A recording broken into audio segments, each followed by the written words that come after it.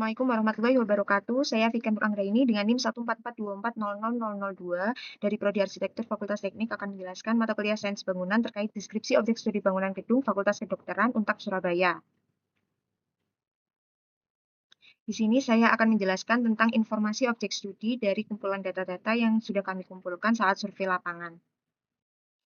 Unpad Surabaya memiliki berbagai macam fasilitas dan serta fakultas yang ada di dalamnya. Dari fakultas tersebut itu tentunya memiliki berbagai gedung dengan kode-kode sebagai berikut. Di sini kami akan fokus pada Fakultas Kedokteran, di mana gedungnya ada di kode NP, yaitu sebelah timur kawasan. Informasi umumnya, nama gedungnya yaitu Gedung Fakultas Kedokteran Universitas 17 Agustus 1945 Surabaya yang berlokasi di Jalan Semolowaru nomor 45 Surabaya.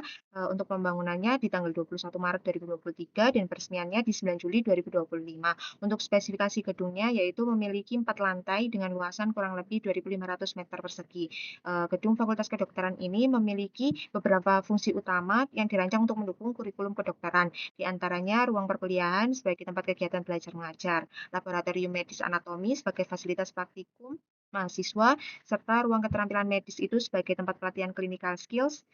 Tentunya ada administrasi dan dosen, yaitu ruang kantor untuk manajemen dan dosen. Gedung Fakultas Kedokteran ini memiliki batas-batas wilayah, di antaranya sisi utara itu berbatasan dengan SMP 17 Agustus 1945 Surabaya, sebelah timur berbatasan dengan permukiman, sebelah selatan berbatasan dengan Masjid Baitul Fikri Surabaya, serta gedung parkir Untak Surabaya, dan sisi sebelah barat itu berbatasan dengan jalan serta area kampus Untak Surabaya.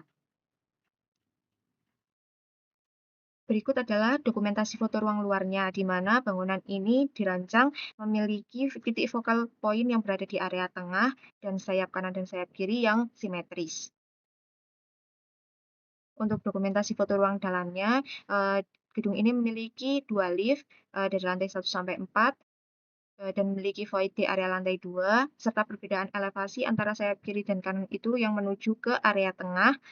Gedung ini sayap kiri dan kanan itu renovasi dan area tengah itu pembangunan. Berikut adalah tampak lingkungannya di area sekitar gedung Fakultas Kedokteran ini. Area depannya itu digunakan sebagai tempat parkir mahasiswa Unpad Surabaya. Untuk kondisi lingkungan sekitarnya, yaitu lingkungan kampusnya hijau dan bersih, karena Unpad Surabaya menerapkan konsep ekokampus yang mengutamakan kebersihan, kreativitas, dan area asri untuk menunjang kenyamanan mahasiswa. Kemudian fasilitas modern terpadu, keamanan dan aksesibilitas, kehidupan mahasiswa yang aktif, serta lokasi strategis dan risiko kebisingan, di mana risiko kebisingan ini timbul karena area depan Unpad itu digunakan sebagai area parkir, di mana banyak mahasiswa masuk dan keluar yang menciptakan kebisingan dari mesin-mesin motor tersebut. Kemudian saya akan menjelaskan tentang kompilasi data bangunan di lantai 1 dan 2. Di area satu ini memiliki beberapa ruangan. Lantai 1 ini berada di ketinggian 90 cm dari paving lapangan parkir. Ruangannya yaitu diantaranya ruang serbaguna atau sidang atau ruang kuliah umum dan ruang persiapan. Kemudian lab patologi anatomi, lab anatomi kering, anatomi basah, ruang teknisi dan kontrol utilitas laboratorium, area IPAL dan utilitas laboratorium, ruang transisi lab anatomi basah, ruang cadaver, kandang hewan, serta toilet wanita dan pria sisi utara dan selatan, serta toilet wanita dan pria sisi utara lift.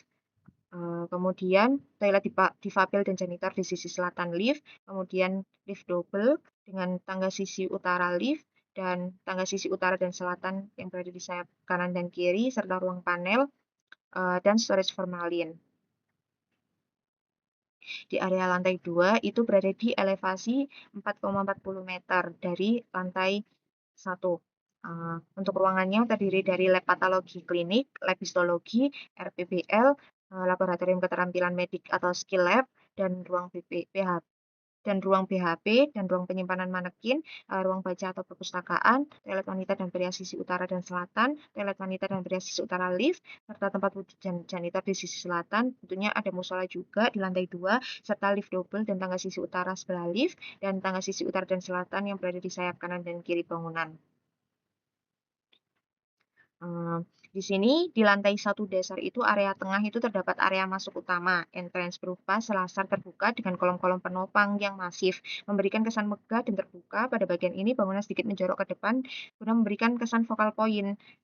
Kemudian, untuk strukturnya terlihat garis-garis kolom struktur yang teratur sesuai dengan modul grid A sampai grid Z yang tertera pada bagian bawah gambar serta, eee area sayap kiri dan kanan dinding pada lantai dasar ini tampak lebih solid dengan deretan pintu masuk sekunder dan jendela minimalis. Di sepanjang bagian depan juga terdapat elemen lanskap berupa tanaman hias yang memberikan kesan asli pada fasad bangunan.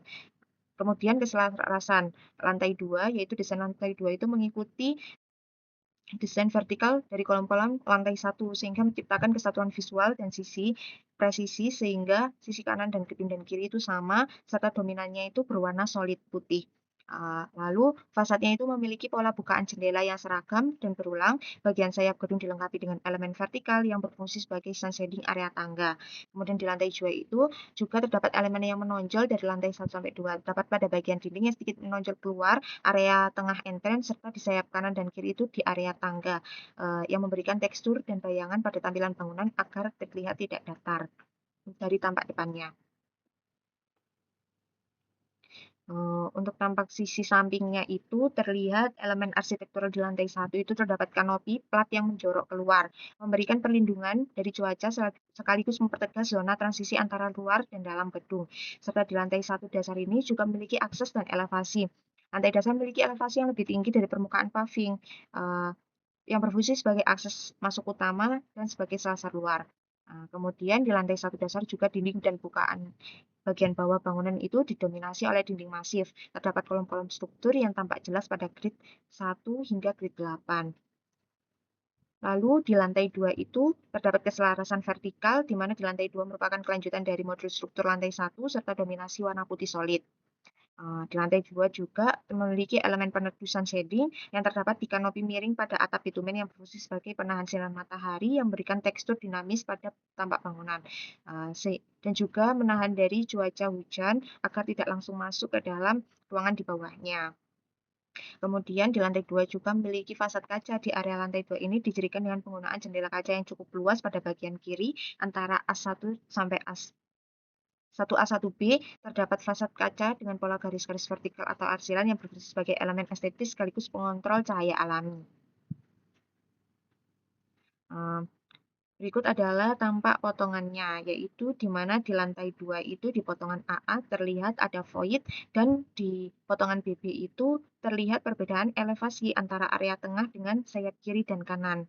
Di lantai 1 dasar itu elevasi paving ke lantai 90 cm serta floor lantai 1 ke floor lantai 2 itu 4,4 meter. Untuk lantai 2-nya yaitu floor lantai 2 ke 3 itu 3,85 meter. Adanya void di lantai 2 juga. Untuk keterangannya, yaitu pada gambar potongan ini lebih diperjelas sistem struktur yang digunakan, mulai dari beberapa pondasi existing dan pondasi baru, untuk memperkuat struktur sloof dan balok yang menggunakan kombinasi beton dan baja. Beberapa plat lantai beton juga existing, dan ada juga yang baru, serta bentuk atap trapesium dan struktur atap baja penutup atap bitumen. Adanya perbedaan elevasi di area tengah tadi, yaitu lebih tinggi 60 cm dari sayap kanan dan kiri, dikarenakan area tengah ini sebagai pusat sirkulasi utama setelah keluar dari lift. Kemudian adanya void di lantai 2 itu memungkinkan udara panas dari lantai bawah naik ke atas. Udara panas tersebut akan dikeluarkan melalui bukaan pada sayap kanan dan kiri bangunan di lantai 2. Dikarenakan pada lantai 3 dan 4 itu tidak ada void sama sekali. Hal ini menciptakan aliran udara silang secara vertikal, serta terjadi distribusi cahaya yang baik membuat ruangan tidak gelap meskipun tanpa bantuan lampu di pagi hingga sore hari. Untuk analisis fungsi arsitekturalnya, dari fasad lantai 1 sampai 2 itu bisa disimpulkan bahwa pencahayaan dan penghawaan alami itu maksimal, dengan adanya banyak bukaan, kaca yang cukup dominan, serta adanya void di area tengah lantai 2. Kemudian perlindungan panas, adanya sun shading vertikal, serta ekspresi institusional, yaitu simetris dan monumental, serta efisiensi struktur, yaitu grid kolom yang terlihat konsisten dan tidak berantakan setiap gridnya. Kemudian secara keseluruhan, fasad lantai 1 dan 2 ini menggabungkan aspek fungsionalitas, yaitu cahaya dan suhu dengan estetika formal, di mana pengulangan elemen jendela dan sun shading itu menciptakan harmoni yang mendukung poin ekspresi institusional sesuai dengan fungsi gedung sebagai fasilitas pendidikan. yaitu fasilitas pendidikan kedokteran. Untuk material arsitektur yang digunakan, diantaranya yang pertama kaca, yaitu glass fasad, menggunakan sistem curtain wall dengan kaca reflektif berwarna kebiruan yang memberikan kesan modern dan futuristik. Menggunakan heat reflective glass, kaca ini memiliki lapisan logam tipis yang memantulkan panas matahari. Kelebihannya yaitu mengurangi beban pendinginan ruangan AC karena panas matahari itu bisa dipantulkan. Untuk tampilannya memberikan efek cermin dari luar sehingga privasi di dalam ruangan itu lebih terjamin dan terjaga di siang hari, tidak terlihat dari dalam. Eee, untuk ACP yaitu bingkai kotak-kotak di area fasad kaca serta pelapis kolom balok. Material ini tuh memberikan tampilan akhir yang rapi dan rata dan bersih. ACP menyerupai sandwich di mana 2 lembar aluminium tipis melapisi bahan inti yang biasanya terbuat dari polyethylene atau PE atau bahan tahan api fire resistant sebagai pelapis luar dinding gedung modern. Sebagai penutup kolom interior juga bisa digunakan ACP. Kemudian cat warnanya terang, cat warna putih solid untuk mempertegas bentuk massa bangunan.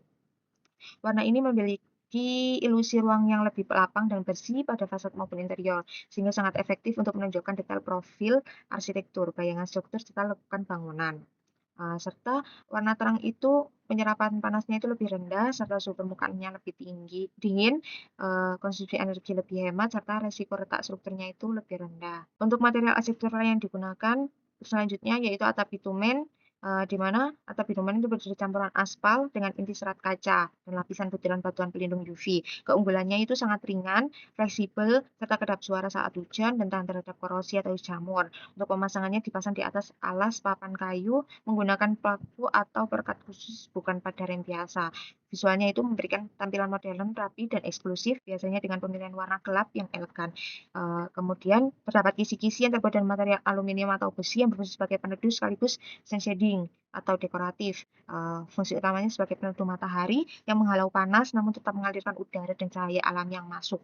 Serta privasi dan estetika, yaitu melindungi privasi penghuni dari pandangan luar dan memberikan tekstur visual yang modern pada fasad bangunan.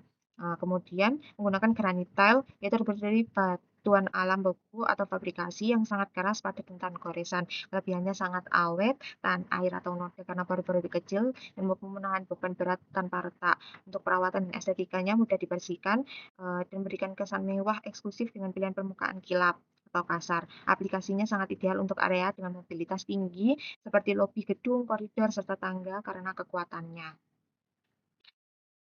Selanjutnya yaitu material arsitektural lagi, yaitu kusen aluminium. Kusen dan pintu yang dipakai berbahan aluminium dengan warna putih. Untuk pintu paling banyak menggunakan pintu aluminium dengan kaca. Kelebihannya itu presisi tinggi dan korosi, kuat serta struktural ringan sehingga mengurangi beban struktur. Untuk kelemahannya sendiri yaitu konduktivitas termal itu tinggi. Oleh karena itu memerlukan thermal brick dan sistem seal yang rapat untuk mengatasi tersebut. Kemudian plafonnya yaitu drop ceiling di area void. Plafon putih berfungsi sebagai reflektor raksasa yang mendistribusi cahaya rata tanpa efek silau, mengurangi bayangan dan menekan konsumsi energi listrik dari lampu. Mengurangi beban pendinginan ruang secara tidak langsung. Warna putih memberikan ilusi visual plafon yang lebih tinggi sehingga meningkatkan kenyamanan, serta drop ceiling itu juga menambah estetika. Kemudian material struktural yang digunakan yaitu mulai dari pondasi, sebagian besar itu masih menggunakan pondasi existing, yaitu pancang, terutama sisi utara dan selatan. Kemudian ada tambahan beberapa pondasi tiang pancang yang area tengah. Kemudian yaitu slope, yaitu sebagian besar masih menggunakan slope existing juga, terutama di sisi utara dan selatan.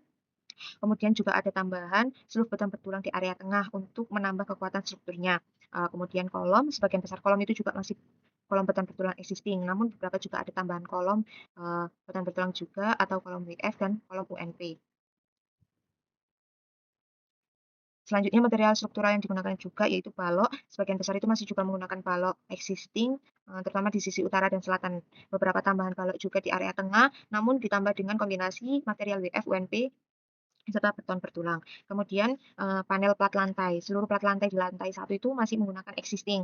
Kemudian di lantai 2 itu masih menggunakan plat lantai existing sebagian, terutama di sisi utara dan selatan. Namun ada tambahan panel plat lantai itu di area tengah.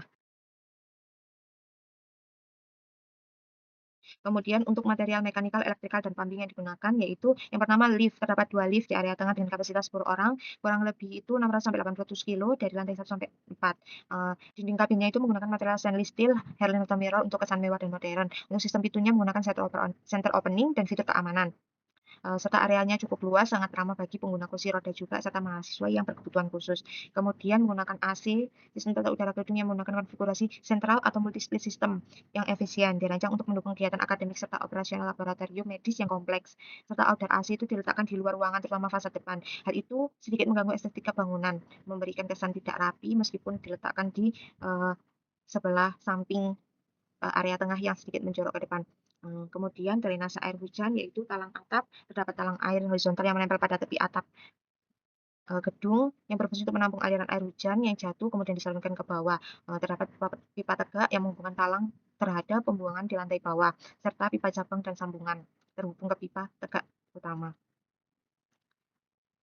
Kemudian panel listrik yaitu berada di lantai 1, memiliki lampu indikator yang dapat menghasilkan status tegangan 3 fase. Jika ketiga lampu menyala, artinya pasokan listrik dan sumber utama di panel tersebut kondisinya itu normal dan lengkap. Terdapat box panel wall mounting berbahan plat besi dengan finishing powder coating abu-abu, serta kabel ladder tray masuk dan keluar melalui rak kabel logam vertikal yang terpasang di dinding. Kita memiliki kabel ducting yang ditutup rapi menggunakan penutup logam untuk melindungi kabel dari kerusakan fisik debu maupun gangguan hewan pengerat.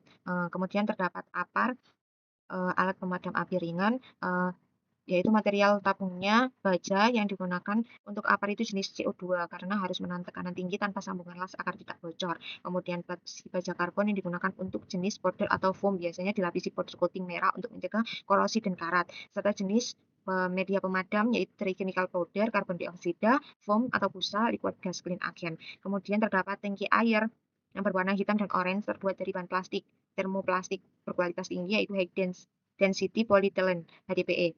Kapasitas tangkinya yaitu 1.100 liter dengan karakteristik material yaitu menggunakan teknologi rotomolding lapisan anti lumut dan UV food grade tahan cuaca. Dibandingkan tangki stainless steel, tangki PE itu lebih elastis, tahan terhadap kondisi air yang mengandung asam dan garam tinggi, serta lebih ringan untuk proses instalasi di gedung.